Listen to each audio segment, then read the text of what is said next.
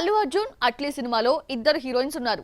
Already video release చేసి దీపికా పదుకొనే పేరు బయటపెట్టారు. మరో హీరోయిన్ గా తెలుగులో 3 సినిమాల్లో నటించిన భామకి ఛాన్స్ ఇచ్చారు. ఆల్రెడీ షూటింగ్ చేసి వీడియోతో హీరోయిన్ పేరు రివీల్ చేస్తారట.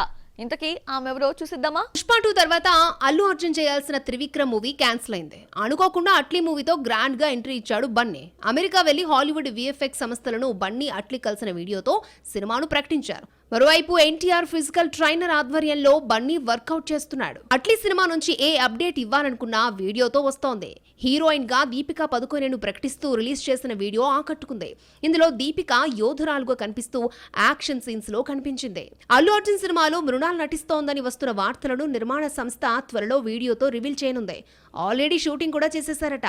ఫ్యామిలీ స్టార్ ఫ్లాప్ తర్వాత మృణాల్ కు తెలుగులో గ్యాప్ వచ్చిన 4 హిందీ సినిమాలు చేస్తోంది. ఈ మధ్యనే సన్ ఆఫ్ సర్దార్ 2లో నటిస్తున్నట్టు ఇన్స్టాలో పోస్టర్ రిలీజ్ చేసింది. తెలుగులో డెకాయిట్ లో అడవిశేషితో జతకడుతోంది. ముందుగా శృతి హాసన్ ని సెలెక్ట్ చేసిన కొన్ని సీన్స్ కూడా తీసిన తర్వాత హీరోయిన్ ని తప్పించి మృణాల్ ని సెలెక్ట్ చేశారు. అల్లు అర్జున్ అట్లీ సినిమాలో ముందుగా జాన్వీ కపూర్ పేరు బయటకొచ్చింది. అయితే ఆ వెంటనే మృణాల్ హీరోయిన్ అంటూ కథనాలు పుట్టుకొచ్చాయి. జాన్వీ మృణాల్ ఇద్దరూ నటిస్తున్నారన్నది మరొక న్యూస్. ముందుగా మృణాల్ ఆ తర్వాత జాన్వీ వీడియోలను రిలీజ్ చేస్తారేమో చూడాలి. మరి ఫ్యామిలీ స్టార్ ఫ్లాప్ తో వచ్చిన గ్యాప్ ని మృణాల్ క్రేజీ ప్రాజెక్ట్ తో భర్తీ చేసినట్టే లెక్క.